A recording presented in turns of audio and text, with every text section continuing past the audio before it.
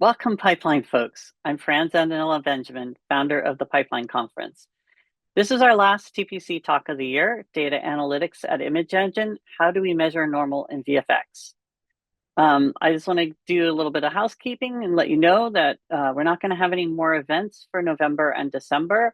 We're going to be doing some planning in the background. We've got some onboarding to do for some communications folks, so you guys can all get these notices of our meetings in timely manner.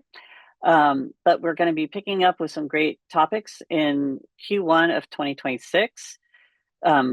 Please join our mailing list to stay up to date in upcoming events, and I'll be posting that in our chat. Next year, we've applied to host an in-person roundtable at GDC in San Francisco. That's during the week of March 9th through the 13th. We're in that process, so we'll keep you updated as we go along with that. Also, I wanted to let you guys know, if you hadn't heard it before, we have a new parent organization, DPPA, that's Digital Production Pipeline Association, and that's at pipedev.org. And I will also post that in the chat for you guys. Basically, we wanted to expand out beyond just the conference and these events, and we also want to do more in-person events. So we've got a parent organization to help us with that. Now, please welcome our executive host, Sarah Haynes from Autodesk, and she's going to do a little intro for us and then introduce our speaker, Greg Massey from Image Engine. Thank you, Sarah. Handing it over to you. Thanks, Fran. Hi, everybody.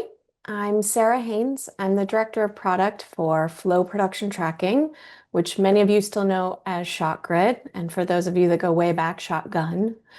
I've worked across the production and tech sides of the industry, and over the years, I've seen a huge shift in how we think about production data.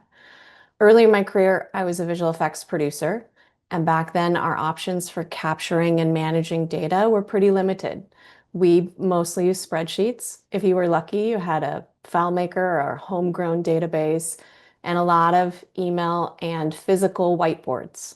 We were just trying to capture whatever we could to figure out who was doing what, when, why the project was stuck, and what we needed to do to get it over the finish line. Anything that could help us make better decisions in the moment. So when I joined Shotgun in the early startup days, our mission was to make that easier for studios, to help studios capture and organize production data at scale so that they could easily see what was happening and act on it faster. And for most studios back then, that was a huge step forward. But we fast forward to today, and the landscape has completely changed. Studios are capturing more data than ever across every shot, every task, every department. And now we have powerful cloud infrastructure, connected tools, and pipelines that are generating information at a massive scale. So now the question isn't how do we collect data? It's how do we use that data? How do we leverage it and learn from it to drive smarter decisions, and not just in the moment to figure out how to unstick something in the moment, but also how do we use that data to learn about strategic decision making, to make better decisions around bidding, scheduling, resourcing, how to set up the next show, and overall how to run a more efficient studio. So that's what we're going to talk about today. And I'm really excited that Greg Massey is here from Image Engine, and he's going to talk to us about how his team has tackled this challenge, how they've engaged their teams, improved data quality. And Greg, you've really turned production data into something that changes how people work. And I think that is pretty remarkable. So without any further ado, I'll hand it over to you. Perfect. Thank you very much. I'm just going to share my screen. So hopefully everyone can see that. I got it. Okay, you got it. Perfect. Perfect. Okay, so thanks very much, Sarah. Appreciate that. I'm going to talk about the data analytics at Image Engine, and we'll get into some depth on it. I do want to acknowledge that this sort of follows on from a presentation by Michael from Leica a few weeks ago, which is quite a different angle of it, and I'll try and relate back to it as much as I can to sort of show where that tool setup would be extremely useful in our pipeline, and a thing that we haven't done. In my presentation, I really want to focus on the engagement and adoption, and we'll see that in a moment. So first of all, let's talk a little bit about Image Engine. We're a full-service VFX studio. We've been around for about 30 years. It's our 30th birthday this year, which is super exciting. And generally, we have around about 300 people. We were a bit higher during the post-COVID boom, a little bit lower after, but we're about 300 right now. And generally, we're running 6 to 8 projects concurrently. You can see on the right there a bit of a list of some of the shows we've worked on. And this is a show reel that will just be going out very soon of some of our more recent work. We work a lot with Lucasfilm and the Disney Group and Netflix and Skydance, and so we've got a wide range of clients that we work with. And we've also been part of the Cinesite group since 2015. So our sister studios of Cinesite London and Montreal and Trickster in Germany. They are all working on the visual effects side, and then there's also the Cinesite feature animation side as well. I'll post the link to this show reel in the chat later, so we keep going. A bit about myself. I started my career in 1997 at Silicon Graphics, which seems a long time ago now. I was doing tech support stuff there for high-end virtual reality systems. But then I wanted to make pictures. I saw some cool pictures and I wanted to do more of that. So I went back to school and studied my MSc in computer animation. And then I worked in the moving picture company for a long time, The Mill in London and New York, a little tiny bit of frame store. And in 2007, I came to Vancouver primarily to snowboard and hang out with friends, and ended up signing a contract at Image Engine, which I've been on for most of the last 19 years now. I did go back to school again to study photography, which is sort of my true passion. And I also did a couple of years at ILM just to see another pipeline for a while. At Image Engine, I've worked in a bunch of different roles there, primarily in effects for many years.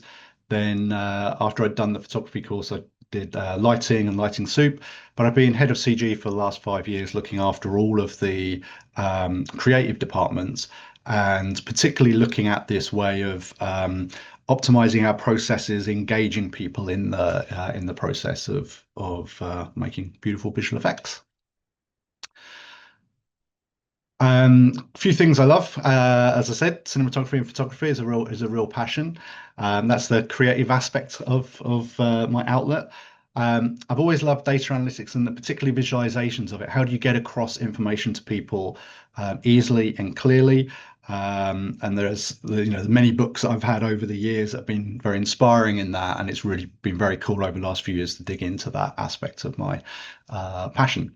But one thing I really love is not doing overtime as well. And you'll see as we walk through this presentation that a lot of this sort of really targets that, right? Like you're trying to do better work for to make people more efficient and essentially be able to send people home on time.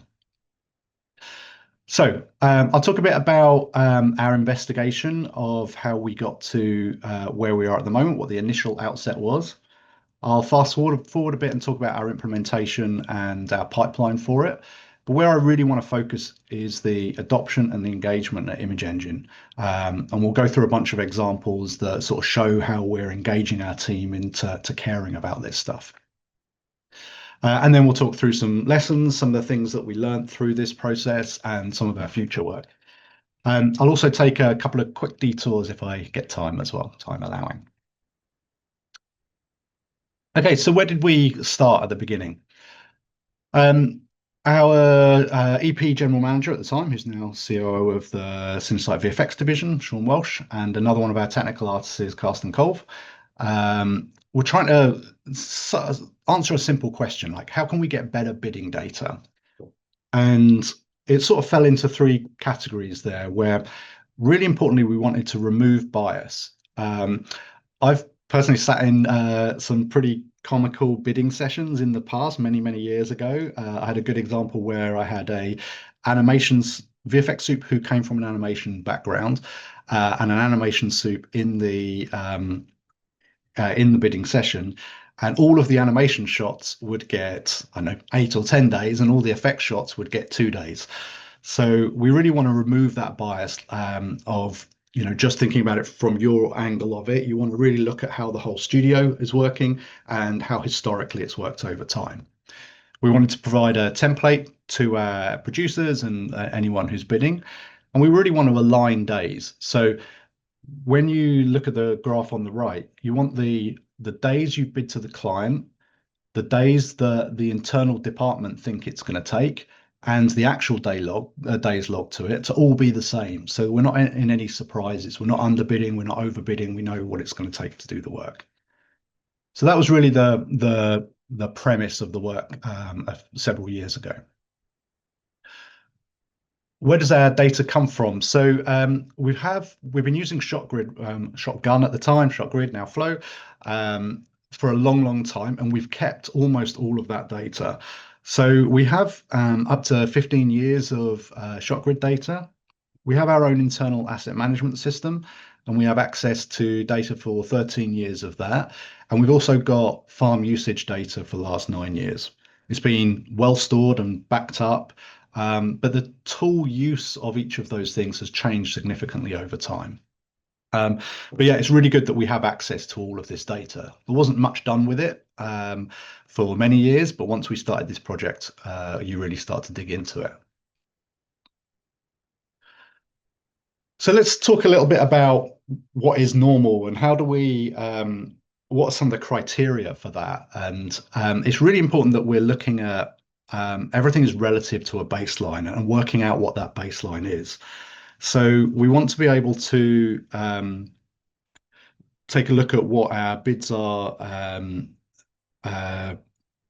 what our usage is and our resource usage is over time, relative to what the average is, and what is an average shot, what is an average asset, what is the average time it takes in a department to do a particular piece of work.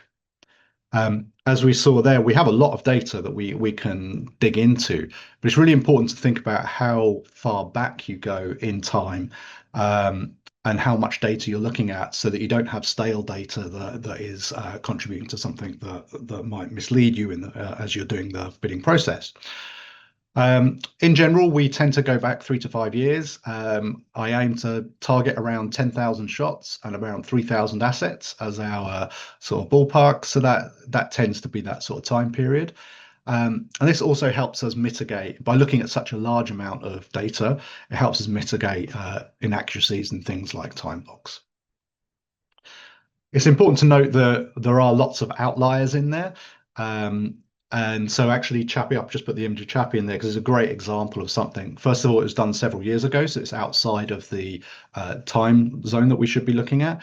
But it was also an incredibly insane asset to build with something like 800 days, I think, maybe more days built into that asset because it was a hero character in this show.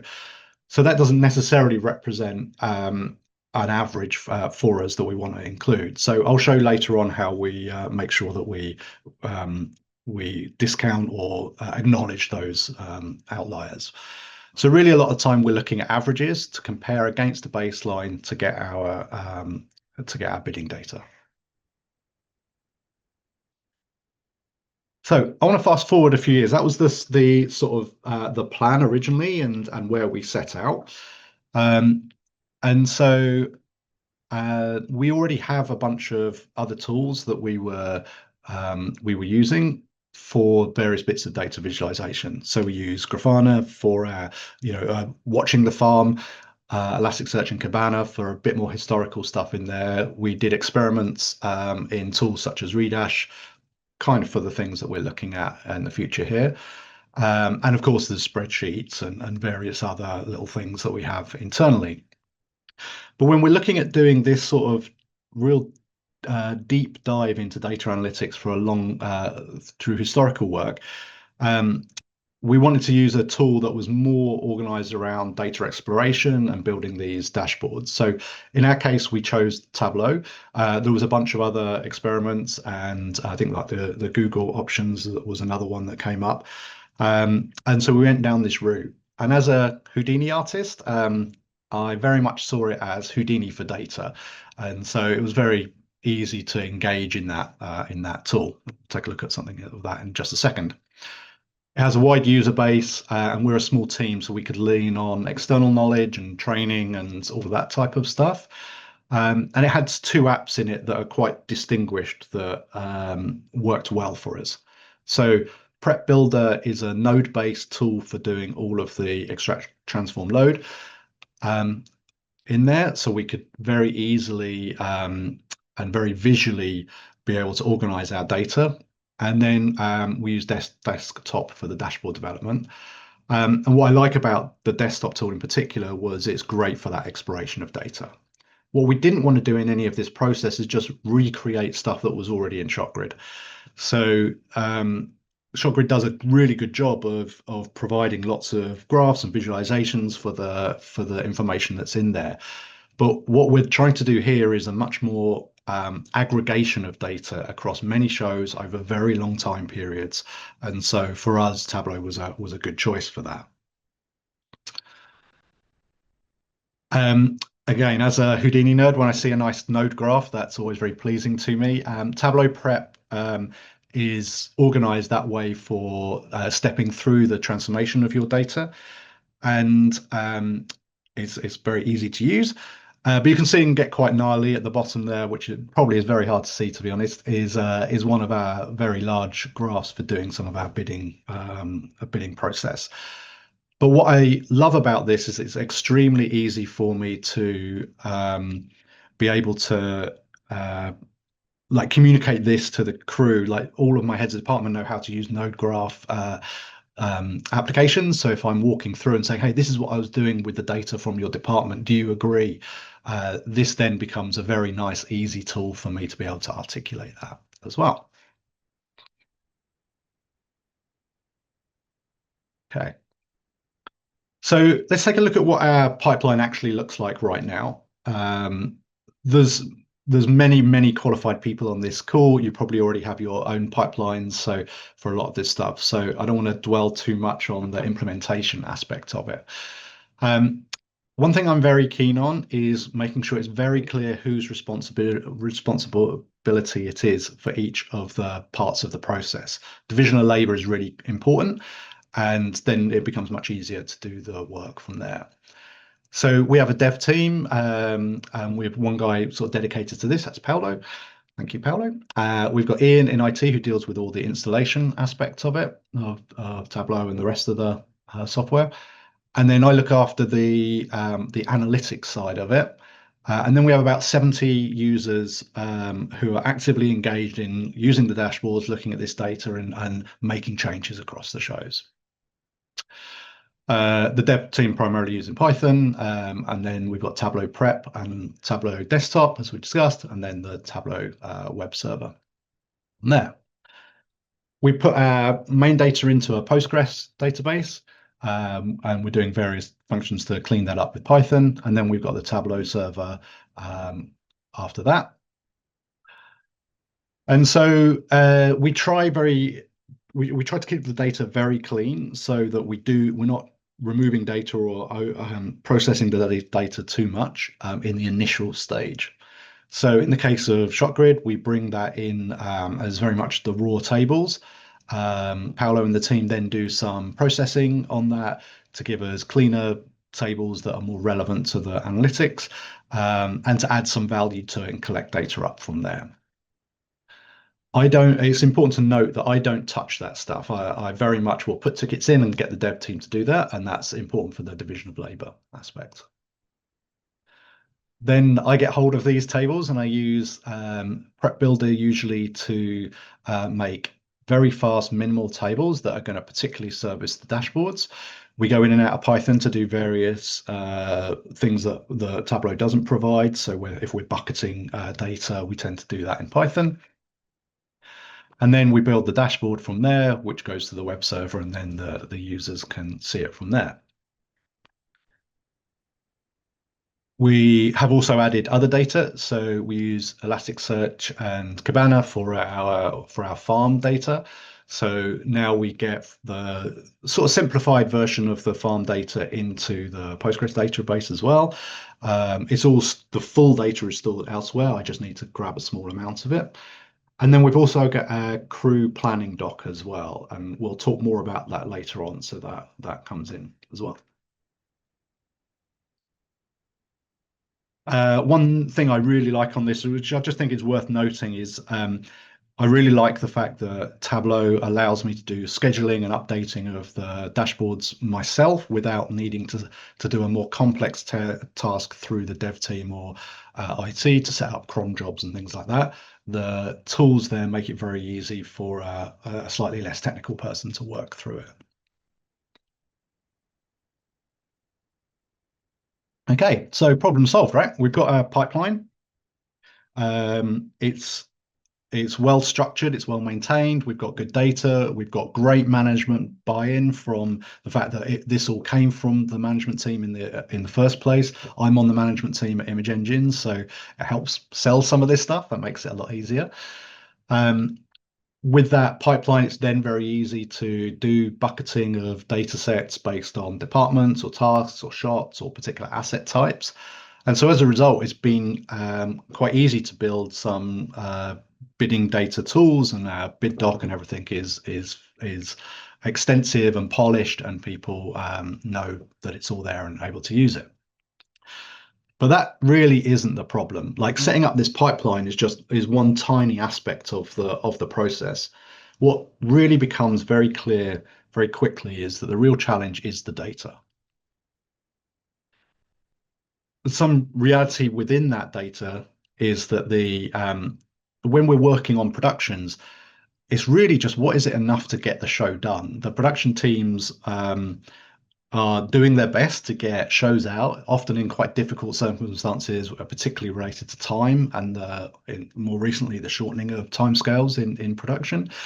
So they're just working on in ShotGrid as best they can in order to get the show done and get it out the door. If you're looking at finance data or HR data, things like that, that's much more tends to be much more solid. Production data tends to be a lot more flexible.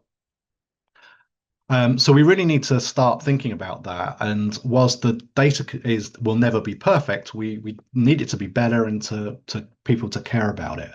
We need shows to be run in the same way.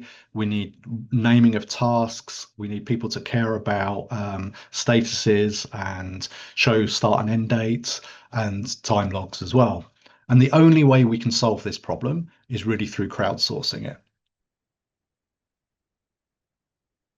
So this is where I really want to focus. And when we're working with human nature, we need to really think about how we engage with people and how we get them involved in the process.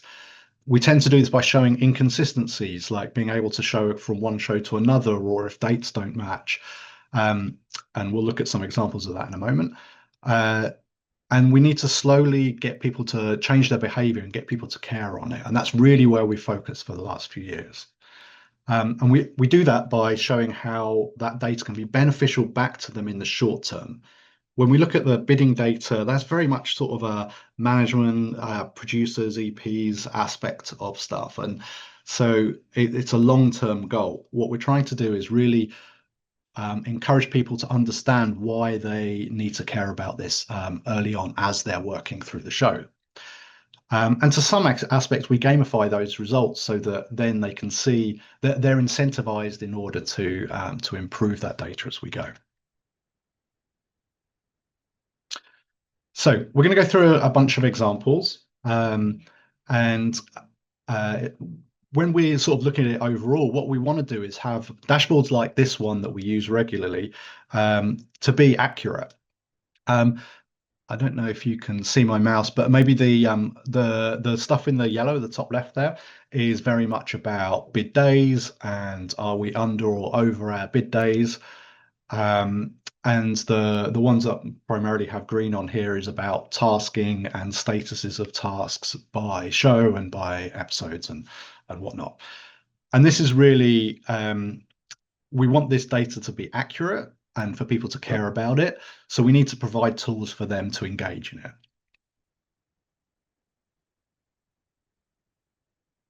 Okay, so we look at task statuses. It's a great example of something that people really need to care about. We need statuses to be in the right status at the right time. We need our artists to care about them so that they're working to it.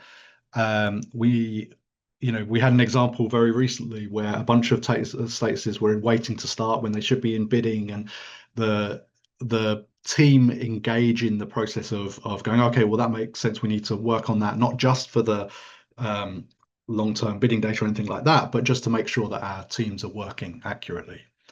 We also want to capture when it changes and what those status changes are, so that we know like the run of tasks. And then we also want to know how to determine what is done. There's a lot of granularity in tasks, and you can see this in this slide here, where just on the done section there, the green ones at the bottom, the sort of 5 different examples of done. There's ones where we have internally approved, might be temp approved, they might be CBBs, approved and maybe sent to the client, and then you got final, whatever you want to call it as the final status that are on the shots or tasks. When we're looking at the dashboards, we're trying to collate these data sets together. So we tend to bucket this. So we really need people to care about this. We need to know which section, what statuses fit in which bucket. And yeah, we make this an important part of our process. One way of doing that is tools like this, where you can just see the timeline of tasks. And it was good when I was snapshotting these little images, because I was seeing various inconsistencies that we bring up in our meetings. We tend to bring up these sorts of dashboards very regularly, every week, every couple of weeks, to go through and make sure that we're tracking data accurately. But what I saw on this one in particular is in the comp department, they have a bunch of tasks that are in progress status at the bottom that are in the past. And so that would indicate that there's some inaccuracies in the task statuses, because either the task should be done in the past or their end dates need to move into the future, so they would be ahead of the today line.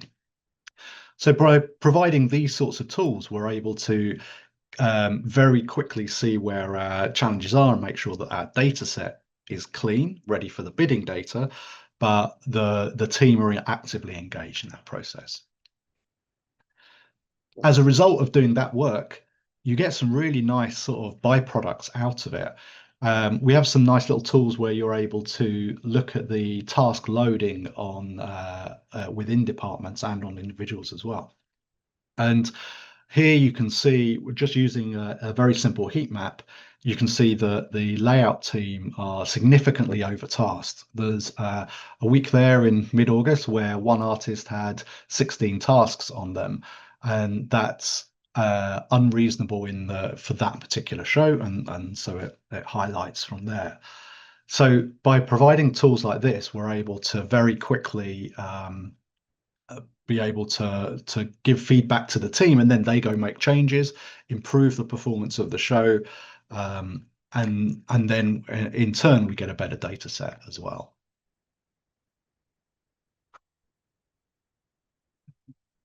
So when we just look at the task statuses, what problem was solved? Well, now we have good, clean task statuses that are used on all the shows and are very consistent across the facility, and the end dates are tracked well. And so as a result, we have better bidding data for later. But the byproduct of that, we have much greater awareness of individuals' time and allocation of tasks. There's less burnout. The departments are able to manage the load as well and feed back to the management team. And the engagement, right? Like the team really care about this process.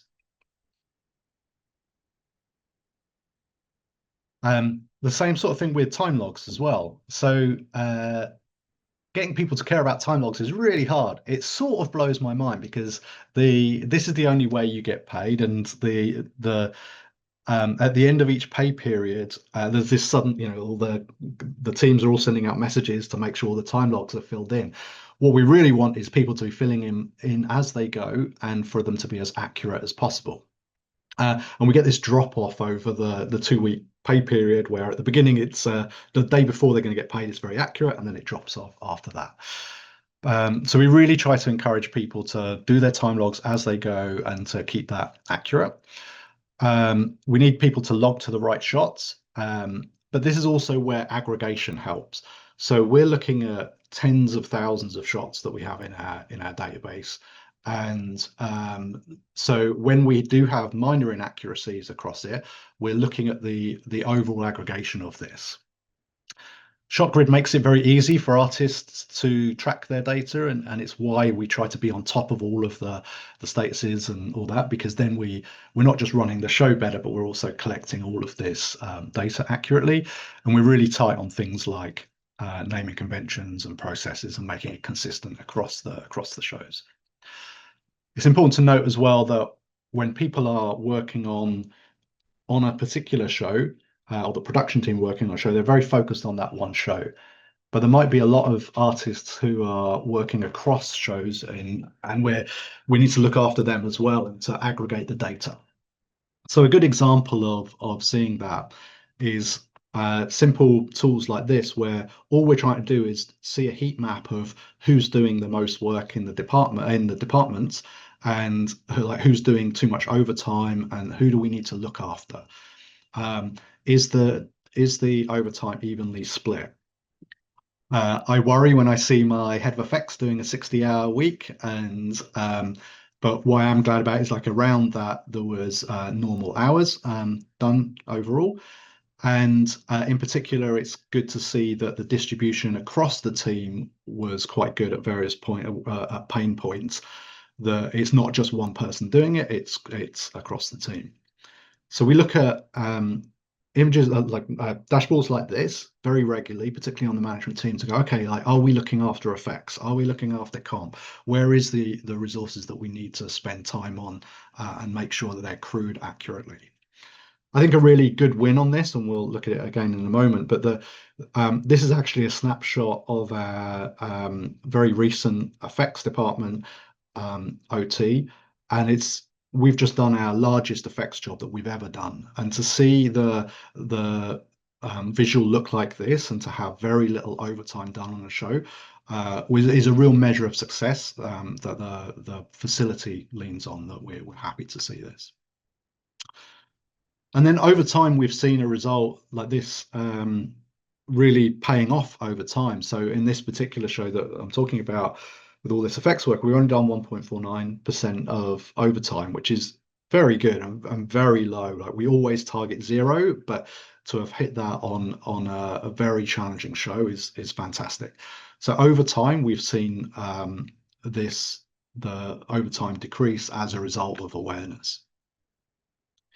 So our initial thing, what were we trying to do? We just want better time logs for our bidding data. But there's a great byproduct of it, that there's great awareness of the individual's time and allocation of tasks. We've managed department loads. As a facility level, we reduce overtime as much as possible. And again, people really care about it, because they're able to see this data, they're able to act on it, and we're, like, truly changing some of the behavior within the team.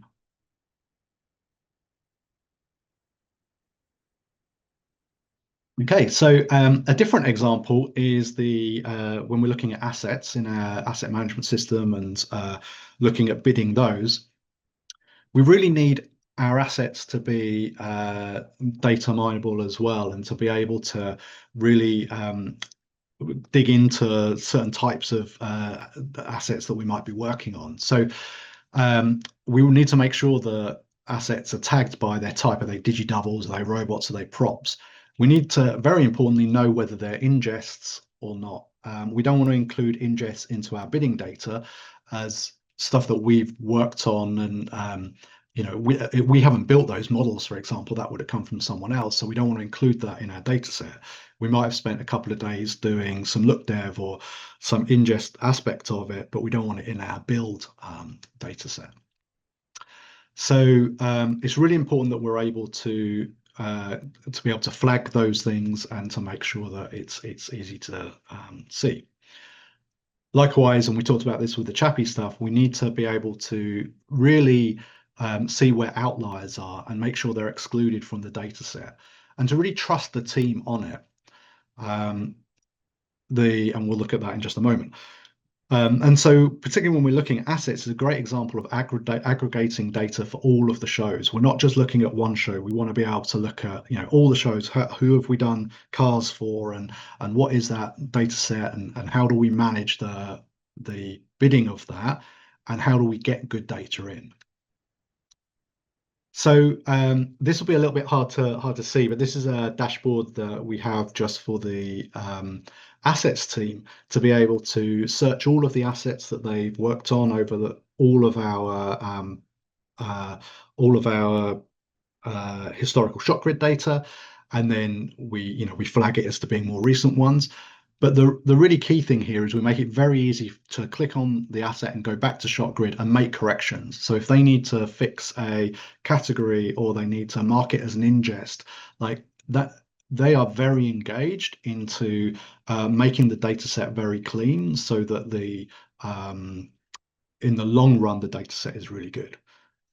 When they do go in and make those changes and correct things they see that are incorrect in there, that data is then accumulated and rolled into the bidding data the next day, which is really really good to keep it so active that our big long-term bidding data is actually being maintained every day by the teams, and the assets team really dug into it. So thank you, Barry, and the team there who have really engaged in this. Okay, so this is a slightly different example, and the last of the examples there. I also want to be able to look at the resources in the future. We've talked so far about cleaning up ShotGrid and getting people engaged in the data set that we have in there in order to be able to make sure we can do this bidding data. But I also want to be able to do resource planning in the future, and that takes more data sources. We go back to our diagram here. We've really been looking at just using the ShotGrid data before, but now we want to bring in farm usage into that, and we also want to take in our crew planning document that we use to plan all of our future analysis as well, like the future crew hiring. Sorry. When we do that, oh, sorry, I just want to go back as well, and so we really need the people looking after the crew document to really care about this process. Having done all of the work before, and people really understand that if we clean up all the data in ShotGrid really well, then we can get good information out of it. Alyssa and the team, Alyssa's our head of production, are able to equally keep our crew doc very clean in order to then be able to do some future analysis as well. So here's an example where we do that.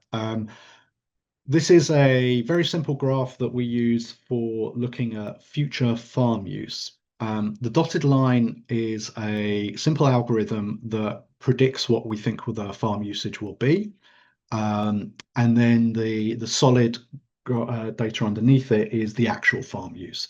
So you can see the algorithm that we use is fairly accurate and tracks the usage of the shows, with some spikes that happen from time to time, but generally it flows quite well.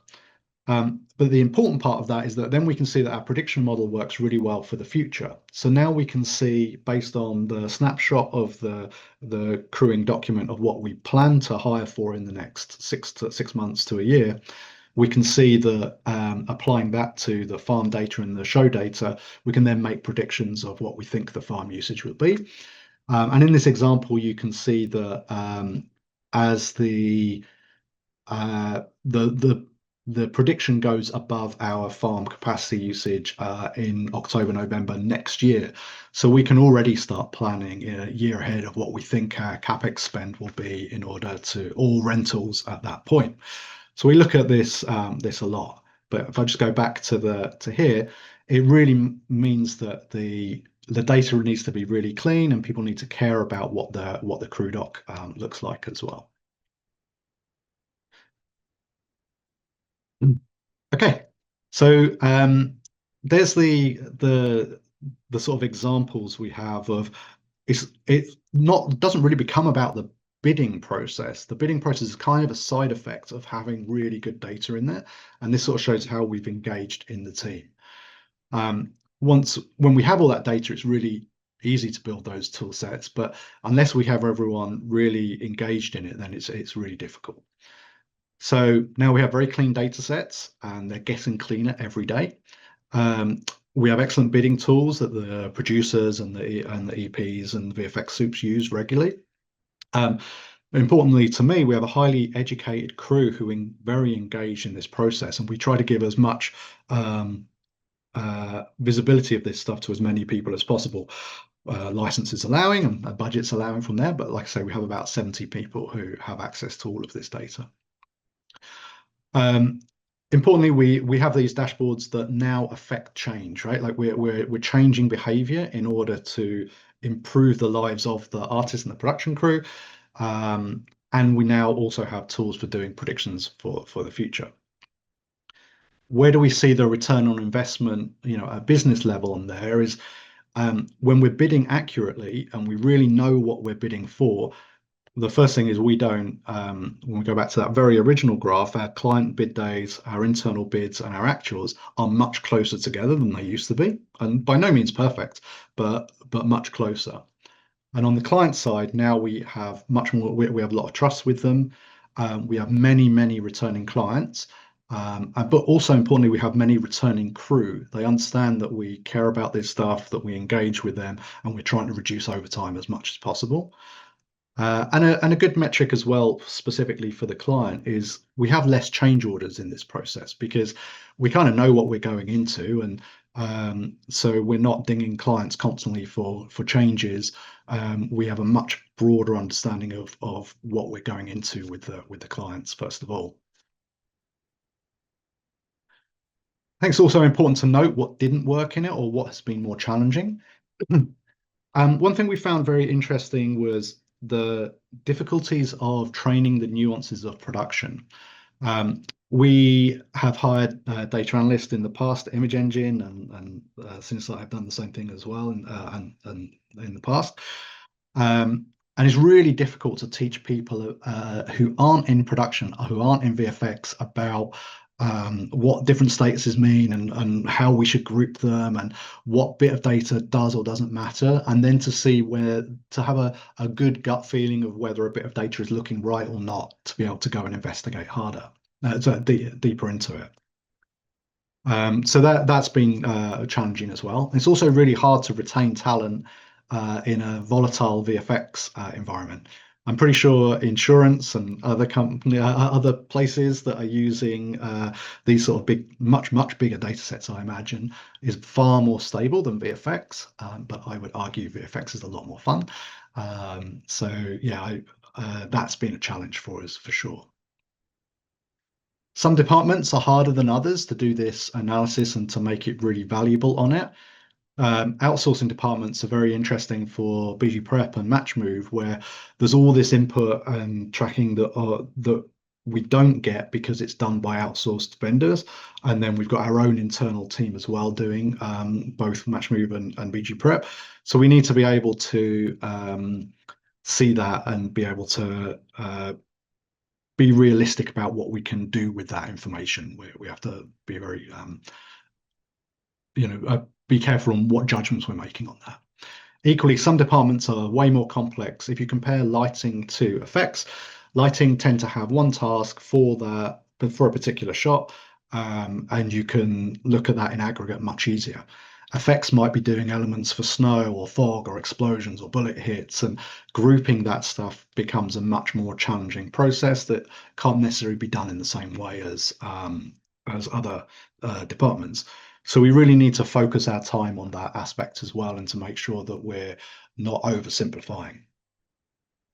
I had an interesting example recently where where we don't want to keep fragile data just in Tableau. We were sorting some license stuff out, and so we didn't have access to the server for a bit, and I was recording data only in Tableau when really that should have been the pipeline team and the dev team collecting that data. So we just fixed that recently. But it's important to note that your fragile data should be in a very solid position, looked after the right people. And just interesting, a very specific Tableau thing that I think is worth noting is that they've gone to the cloud setup. We're still using and would prefer to use an on-site content setup with our content secure network, which is important within visual effects. And so that's actually been fairly challenging, which we didn't find out about till quite late. So that's something that we needed to think about.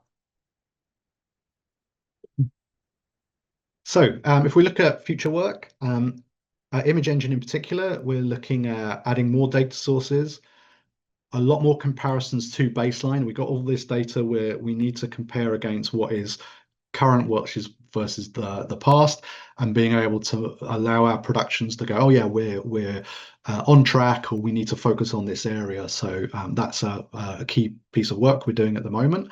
And to keep working on this engagement, I was just chatting to a production manager the other day who wasn't aware of some of these heat map tools that I was showing. And so it's a constant battle to make sure that your team, as they roll in and out of the facility, have access to the data set and know how to use it. So that's something we need to engage with more, and to really work with human nature. I think that's really key with all of this stuff. Is people are very busy, and myself included, inherently lazy. So you need to provide this information as clearly and easily as possible. So that's sort of the focus there.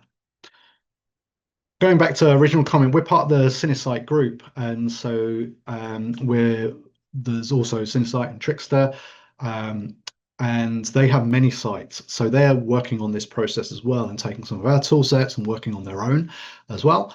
But they've got a way different challenge to us. So they have a completely different pipeline. They use F-Track, not ShotGrid.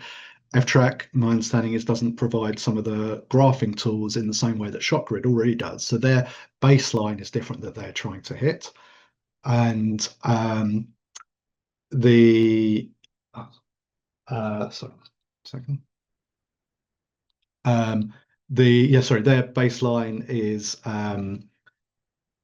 their tools are slightly different, and there's also the whole feature animation. I'm not a feature animation person. I've never worked in it, and so they have to think about minutes and seconds of delivery in a week. Like, their metrics are completely different to visual effects.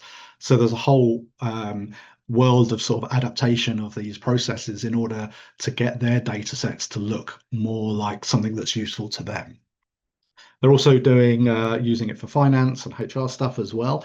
And I think, going back to Michael's presentation about the federated API, I'm not engaging in finance or HR data at Image Engine. And I'd love to have some of Michael's tools in order to be able to access that in the way that he was doing. So I really encourage you to look at that presentation as well. One thing I would note, though, particularly from the Cinesite side, is the engagement from their team is amazing. So they have a council of people who are working through this, really understanding what they want out of it, and so the team are very engaged in making this stuff work. In the end, though, when we look at all of this, the challenge remains the same.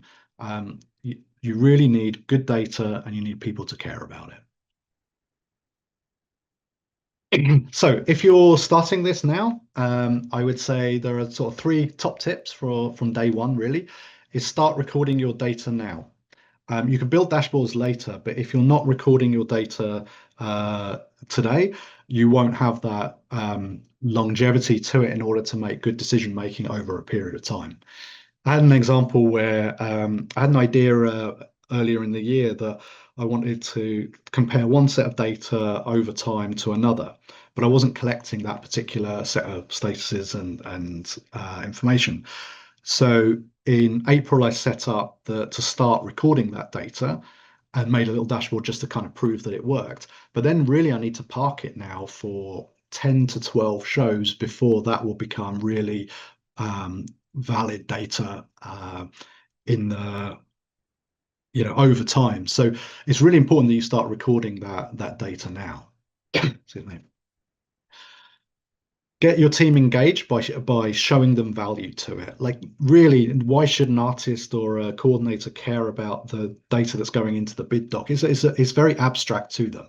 But if I can provide the heat maps and the directly affecting things like their overtime, then I know that I've got people engaged, and then we get the byproduct of this better data set in the long run. And then I really encourage rapid deployment, rapid feedback. I've been at Image Engine for most of the last 19 years. I have a really good understanding of the data, but particularly the production data is not my data, it's the production team's data. So I need them to tell me whether it's accurate, whether we're using it in the right way, what the pitfalls and what the struggles are with that particular data set. So we do very rapid deployment, rapid feedback. I don't expect it to be perfect immediately. I just expect people to care about it and to change behavior over time, particularly things like running shows consistently so that all the shows run the same. Yeah. Okay, so that's the presentation. I did want to make one slight detour at the end here. For me, I think it's really important. Just one last thing is that design really matters in this. It's really key to have very clear dashboards that show as little information as possible, that it's very clear what they should be looking at and how they can then affect change as a result of that information, guiding people with where it's very clear where to click or to dig into more data from there, left to right, top to bottom. Like, the design really matters in this process. And I sort of encourage people to take a moment to think about that, as well as all of the technical aspects and the pipeline aspect as well. So thank you very much for listening. And I'm not the best orator. The shout out to my colleagues at Image Engine and Cinesite. It's a really fun project that I'm really passionate about, and many people actually at Image Engine have become passionate about it over the period of time, a long period of time now. And yeah, I enjoy working on this. So thanks. And any questions? Thanks, Greg. That was fantastic. You know, I love the design detour at the end because this is an area where truly a picture is worth 1,000 words. So it really makes such a difference in that engagement if it's clean design and straight to the point. Everyone understands what they're looking at. So thank you for adding the detour. Problem. We Do we have do, questions? we do have some questions. So for everyone, please add your questions in the Q&A section and we'll talk through them. We do have a few already. So let's start with Toke's question around time logs, always a hot topic. He's wondering, are you doing any automatic time logs or is it still all manual? Yeah, so great question. Actually, I was thinking about this just this morning. It is all manual still. It's a challenging thing to try and automate that collection of it. So an example might be a lighter working in several shots in a day, and they're logging into those shots and bringing up various bits and changing. But you're not really aware whether they have worked on it for 10 minutes or they've spent the whole day on it and they're looking at different stuff. So we haven't gone down the route of auto sort of tracking that.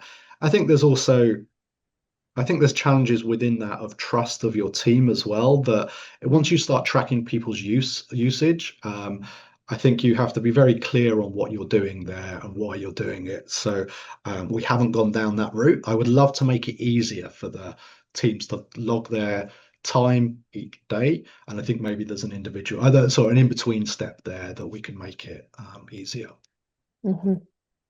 It's always a hard one about whether you want to automatically track times. The human aspect of this is so important. Exactly. Yeah. Yeah. I want people to trust us and engage in the process and see value out of it. I don't want to feel like we're surveilling them in order to harvest this as such. So we do ask the teams to do that themselves.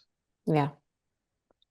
All right. Luis Alejandro has a question around working in new pipelines. So when you have work in newer pipelines, like an immersive pipeline, and there isn't a lot of data in the company yet, how would you approach solving these problems?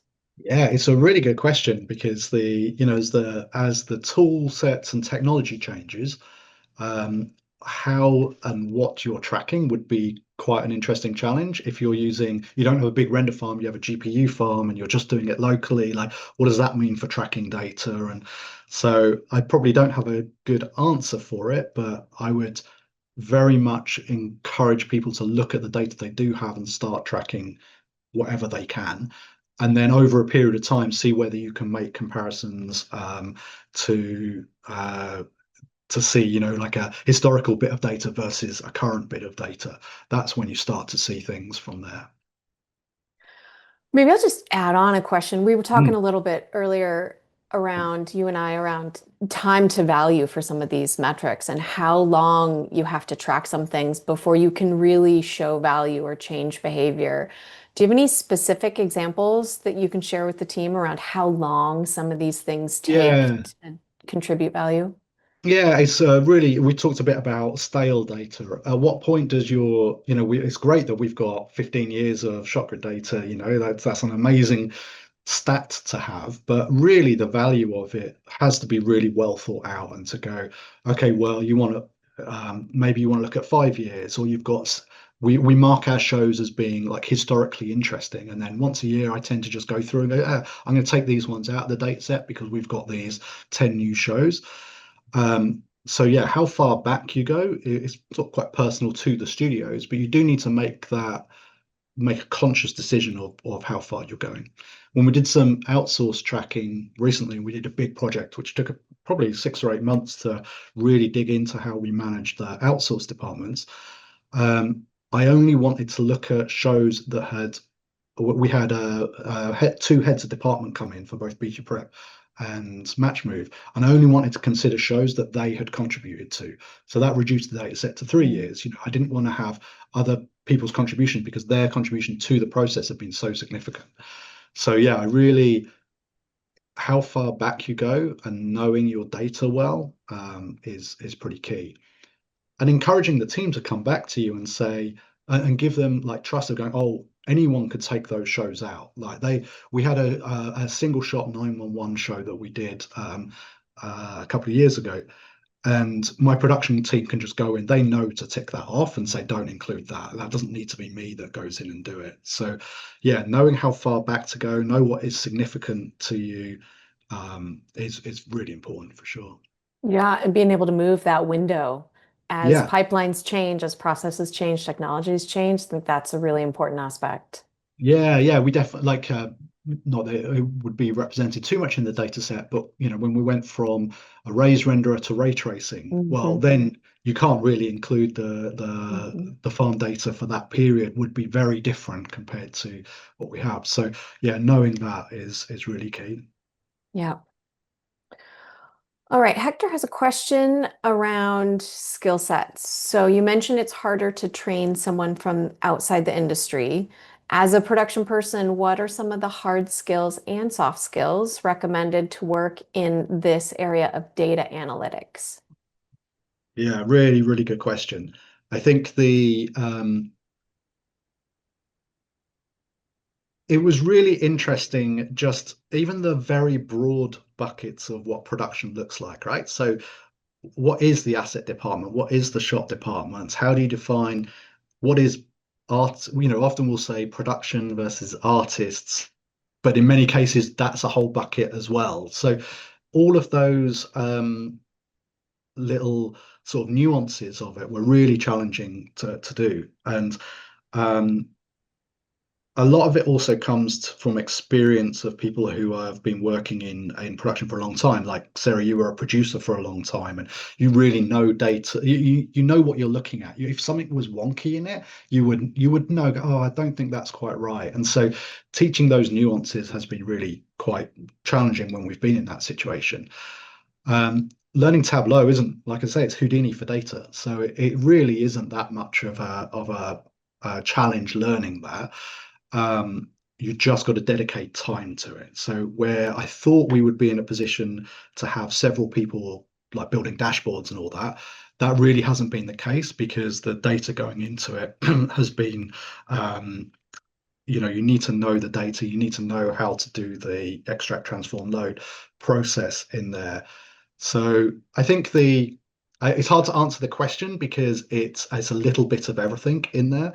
Mhm. But I encourage people to care about the data, to learn some of those tools, and to be able to really um, uh, take the time to give feedback to people, so then you can see how to get the best out of it. For sure. Yeah. I always recommend to people to sort of try it themselves. Like if you know production, take Oh a yeah, snapshot of data yourself and think about how you would look at this in different ways to answer different questions and kind of starting with the question you want to answer and how yeah, might yeah. you use this to look at it. A lot of it's experimentation. Yeah, and I think that's a really I was saying earlier, I have quite a lot of tickets stacked up from various production people of things they'd like me to do, and so often they will send me a like a spreadsheet that shows, hey, like if I could have this as a live, Hmm. here I've collected, last year's data, I've put it into this shape, and do you think we can make a dashboard out of it? And then usually, like that's what's driven that rapid deployment and testing of stuff because they're giving me prototypes all the time. So, yeah. Tableau is an example of essentially fancy Excel. So if you can do it Yeah. in Excel, Tableau will just make it a live process, as ShotGrid does as well, right? If you can, Sure. there's a lot of times where people will go, "Oh, I want this dashboard in ShotGrid. This is kind of what I'm thinking," and then some ShotGrid ninja will go and make it for the team. So yeah, good point. Okay, Kunal has a question. In your earlier slides, you mentioned you gather data and measures against a baseline. How do you calculate the baseline data of end users, specifically artists, he's wondering about in your Yeah. studio?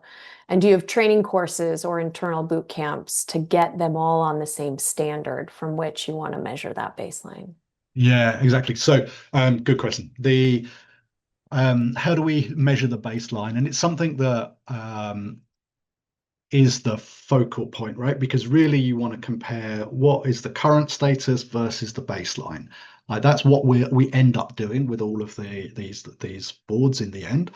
And so whilst I'm not sort of representing, it's a bit proprietary, some of that stuff. So I'm a bit nervous of showing some of that aspect. But the a lot of it is making sure that we know what the average is over a period of time, so you're able to see over the run of a show, start to finish, how does a show progress, and are we ahead or behind on whichever metric that might be. So that's a real key bit to running the studio accurately is to know where you stand on it. What was the second part of the question? I'll try and. I don't know. Our support team has moved it to another category. Oh Do you have yeah. do you have training courses Oh, or that was it. internal Yes, boot sorry. Yes, camps sorry. to That get was them the other all bit. on the same standard? Yeah, so I find we do have various recordings and stuff of training courses that I've done over a period of time. But what we try to do actually is to more integrate it into our daily process. I think the challenge with doing it as a, hey, I need everyone to care about this. You come in week one and you watch this video. I need Mm. you all to care about this. It's just not pragmatic, right? Like it's really tough for the team to then go, oh, I was taught 10 things. I'm going to care about this one, particularly when you're running shows and you're in the midst of a show and that's the only focus that you have. So what I try to do with all of the dashboards we're just looking at is by having rapid engagement and being able to show the teams, particularly the production teams, where to care. They then feed that information to the artists, and then the artist interacts from there and care about it from there. So we do have training courses and we do training material I'd be surprised that people read that much of it when they're worried about whether they're doing their effects or they're doing their match move and whatever. So I try to engage more through like active participation instead. Yeah, and sort of making it part of their day-to-day job Yeah, and part of yeah. their management structure to learn. I love that. All right, John Cowley is wondering how you guys run future scenarios. Um, Unfortunately, I'm not using John Cowley's "What If" stuff, and I apologise for that, John. But similar sorts of processes where we want to be able to um, look at things like the farm stats and predict where the future is going on that. And by having really good bid data that is relevant to all of our past experience within that window that we talked about, we're then able to make pretty good decision making going forward, based on that knowledge as well. So when we're doing our bids, we're doing our future crew doc planning. That's all using that data set as well. But yeah, I would love to play more with What If as well, John. It's got the node-based structure you love, so yeah, Yeah, you're right. exactly. John knows that's the. All right, a question from Fred Chapman. Do you have data on how often and by how much tasks go over under their initial estimates? So he references the planning fallacy suggests that people tend to have this optimism bias and not factor in potential setbacks. So if you accurately bid a task for 5 days and the artist plans their work around using the full 5 days, is it likely that the task will end up taking 6 or more? And have you Yeah. looked at that and thought about that in your data? Yeah, exactly. So key metric, right, is what do we bid to the client in the first place? What does the internal department think it's going to take? And then what are the actuals? That's constantly rolled back into the process. So every time a show finishes, that information gets rolled back in. So then we've got accurate data based on what it actually took to do the work. It's our bidding is not based on best case or anything like that. It's based on what it actually takes to do that work. We also have contingencies so that we plan as we go forward to be able to make sure that we have some allowance in there because you don't know what's going to change through it. And Mhm. then there is the negotiations with the clients, and Mhm. there are things like change orders when things particularly grow out of scope from there. So all of the normal processes included, but what I do love is that the data set is rolled directly back into, like, Mhm. immediately as soon as the show finishes, it's being used on the next set of data set for the planning from that. I don't want it to sound too perfect as well, because by in no means is it. We very much have things that we underbid or overbid, but when we look at 10,000 shots, or we're looking at 3,000 assets, and you really look at what it actually takes to do all of that, you get a really good aggregation of this data. And so, Mhm. in general, we're generally pretty good about that process. Yeah, and it's a constant learning process. I mean, part of the planning fallacy usually comes in when you don't really understand your data. And what you're doing is teaching your crew about the data, about the realistic estimates again and again and again. And I'm sure it really moves that needle. Yeah, yeah, and the conversation is always about that. And to be fair to departments, giving me a hard time about this data set that might be Totally. inaccurate. We just the example I was saying with the having a massive reduction in overtime recently on the and to finish this enormous effects show. Um, that was one, but a water show. So there's several hundred shots of water, and that's something that wasn't in our data set before and now is. And how is that going to be skewing it and thinking about it, particularly when you're looking at effects? So that's a really key point in the process, to make sure that the feedback loop of it going back in has some human in the loop thinking about how Yeah. that process is used, and making it easy um, to isolate the data. So if we bid another water show, well, now we have a really good data set for it. If you're not bidding water shows and you're doing effects, you maybe want to take that one out for the moment. Yeah, exactly. All right. Do you have any advice for artists who are trying to do their time logs? I could maybe guess at your advice, but I would love to hear you say Yes. it.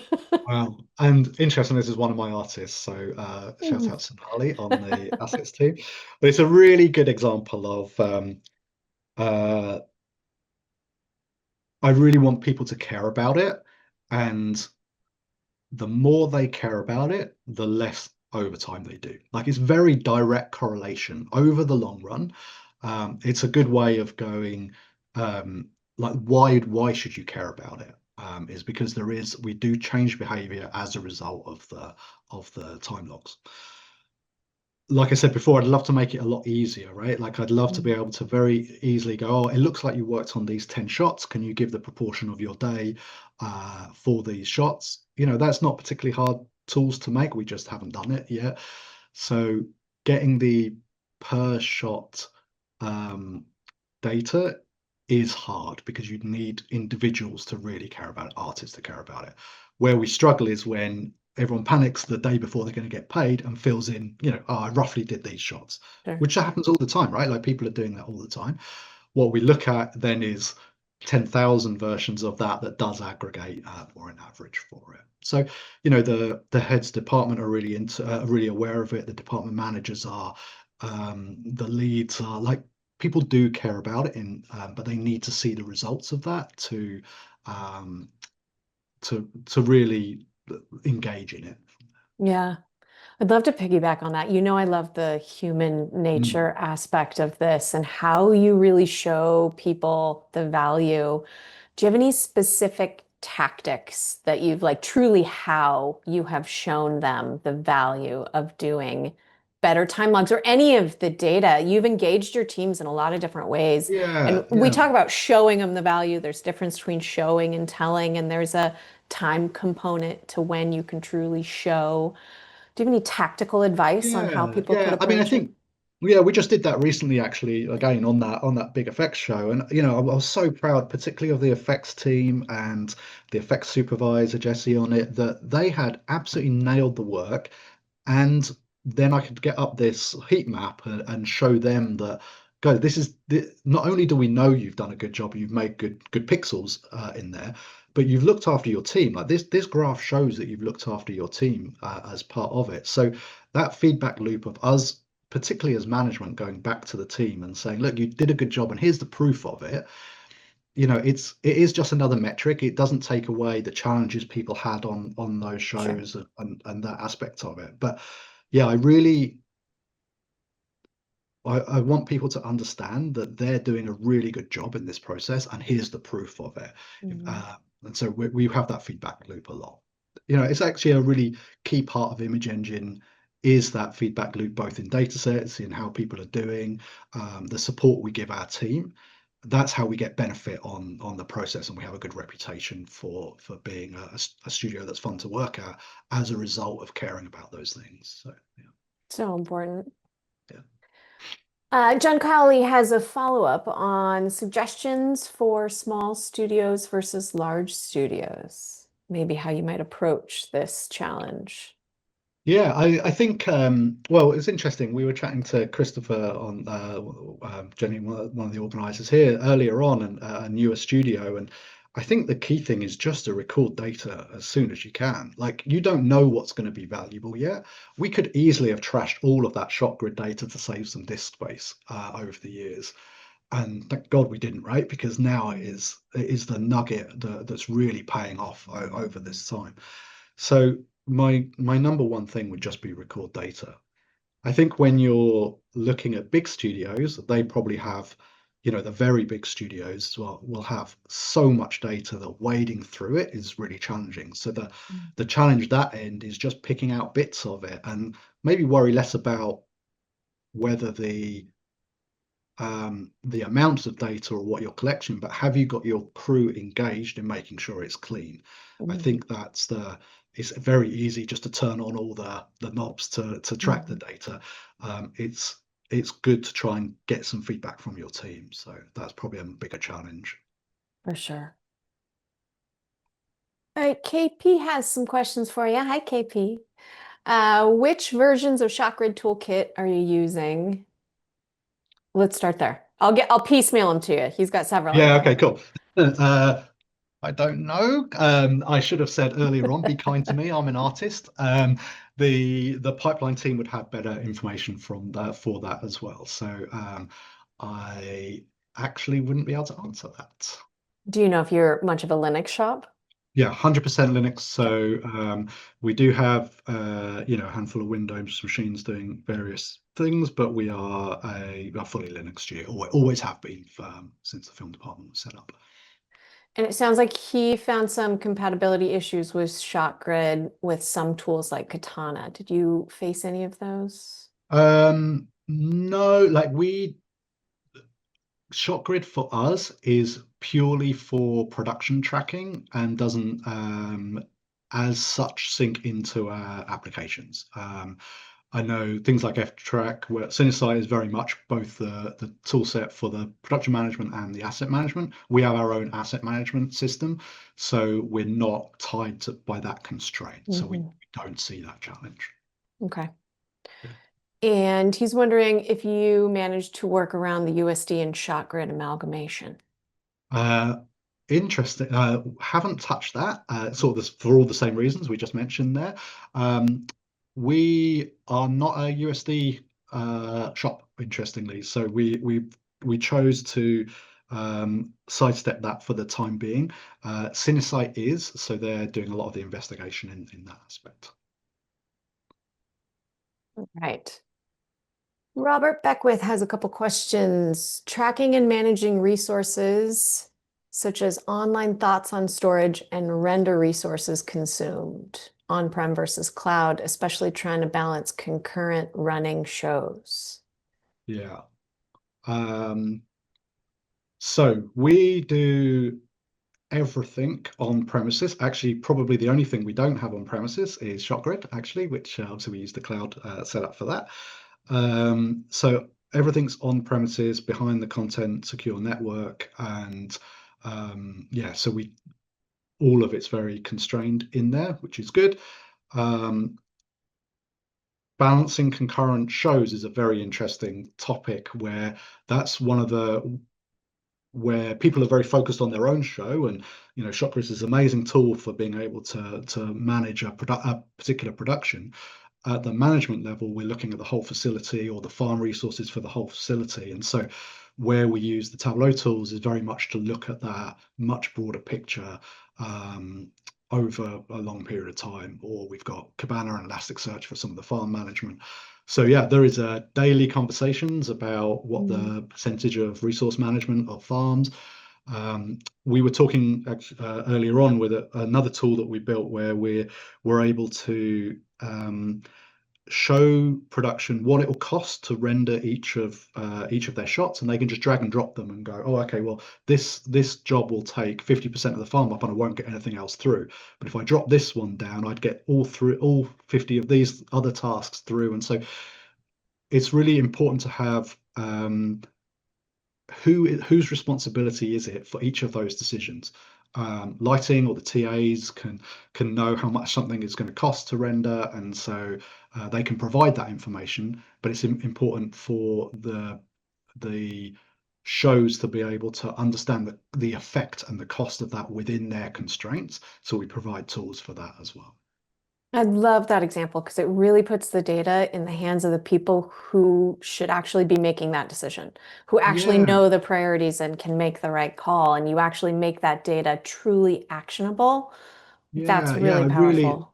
I find it really important that the division of labor, like the Mhm. lighters and the CG soups know how much it's going to cost to do all of these things, but the production team have way more information as to what they need to deliver tomorrow and what the priorities are. And so these guys provide it, these guys organize it. Like division of labor becomes very clear then, and the stress level comes down because it's like, okay, I've done my bit. Have you got your bit? Mhm. There was no ambiguity in where we were. So yeah, we focus on that a lot.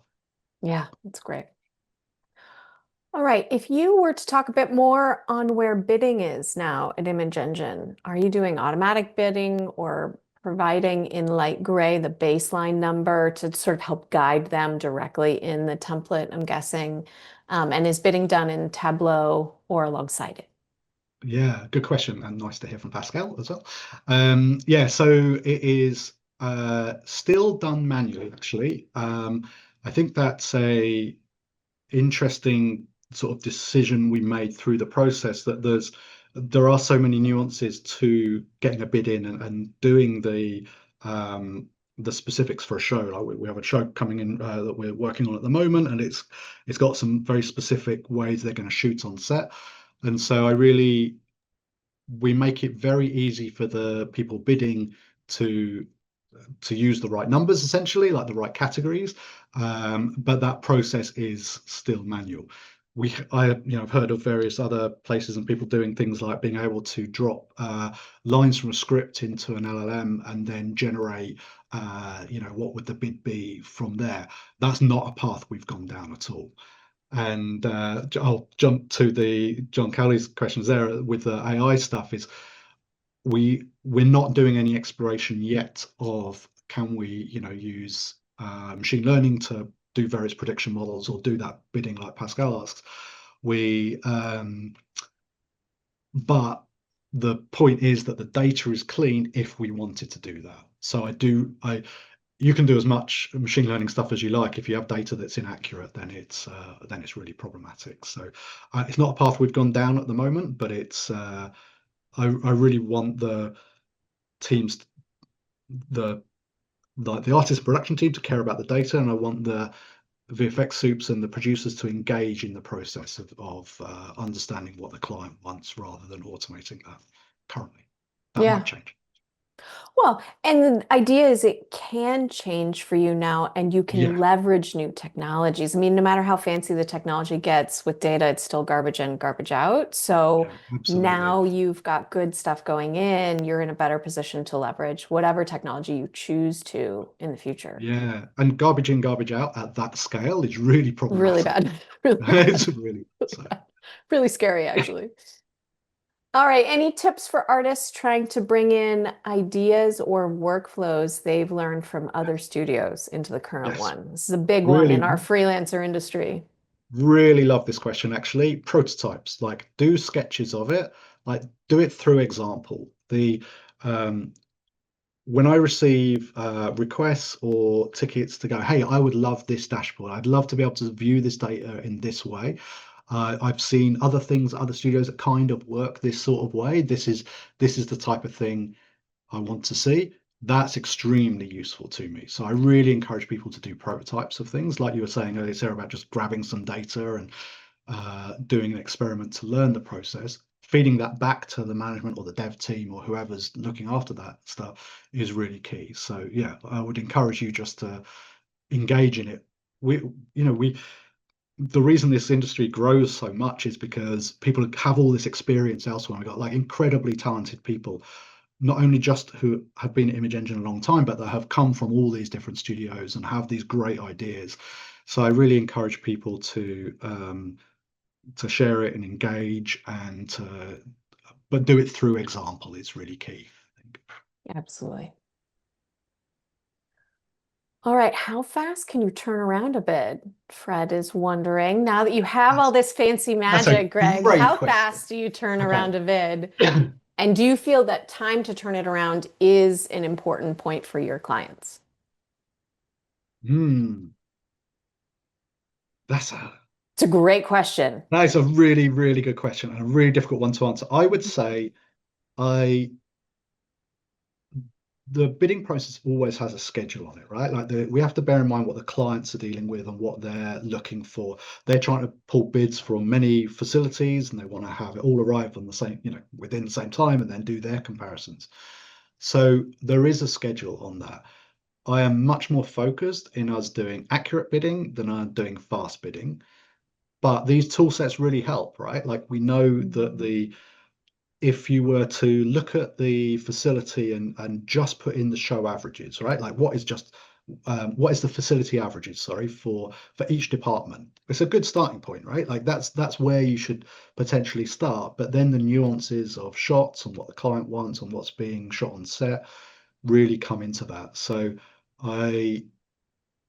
we can turn bids around in a matter of a couple of days when required. We tend to spend much more time and much more thought involved in that process. But for sure, this process helps massively. Yeah. Also, sometimes in bidding, it's not such a linear process. It's not like you get all the information and then you turn around your final bid. There's usually many conversations with the client Exactly. in there. Yeah. And it probably, I would guess, helps your team to have some gut check, to have some ranges as they're having those interim conversations. I'll bet there's value there too. Yeah, exactly. And like Hmm. it's a collaboration with your client, right? Like the bidding process is a small step within a collaboration with a client. So it is very rare that we would do a bid and send it off into the ether. Like that's really not the process. We would very much be engaging with our clients for sure. Yeah. All right, I think we have one more, which is good. We're almost out of time, so this is just going to work out great. Back to the challenges on time and effort to spend on attention, cleanup, and management of data, and linked to the possible differences between big and small studios.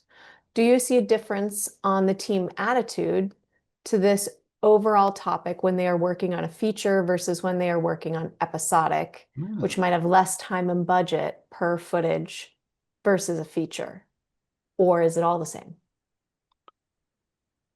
It's sort of all the same, and it's a good thought process actually, because we so a key thing at Image Engine was episodic is our first class citizen with feature work. Like we treat them exactly the same. It's important that our dashboards represent whether it is episodic or film, but it's all done in the same way, and we collect the data in the same way. So that's a sort of an ethos we have at Image Engine, that they're all first class citizens in it.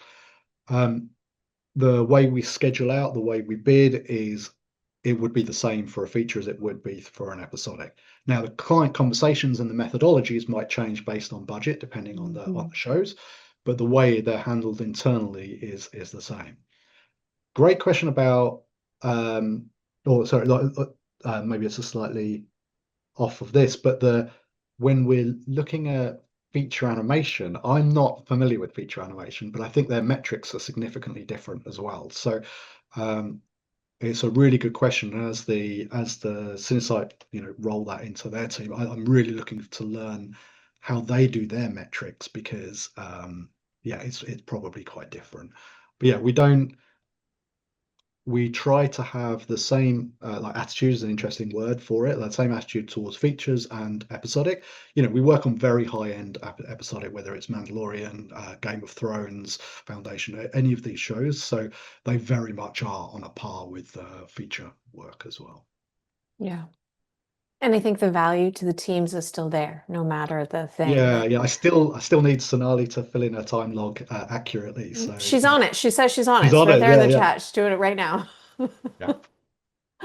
I think it's so great the way you've engaged your team, Greg, because it really, getting data as accurate as possible, it has to be a collaborative, total engagement effort. And I think the data set you guys now have is incredibly powerful. And again, as technologies change, you guys are going to be in such a great position to leverage that and really get the learning out of it. So I hope everyone's seeing like the power of all the work you've done. I know it's been a journey, and now you guys are going across, feature animation. You got to go across Cinesite. There will be more to do, but it's such an important, powerful work right now. Yeah, I enjoy it. Let's do more of it. Thank you so much for your time, and thank you everybody for the great questions and your engagement. It's been a really fun session, and we hope you've enjoyed it. Thank you so Have a much, good day, everyone. everybody.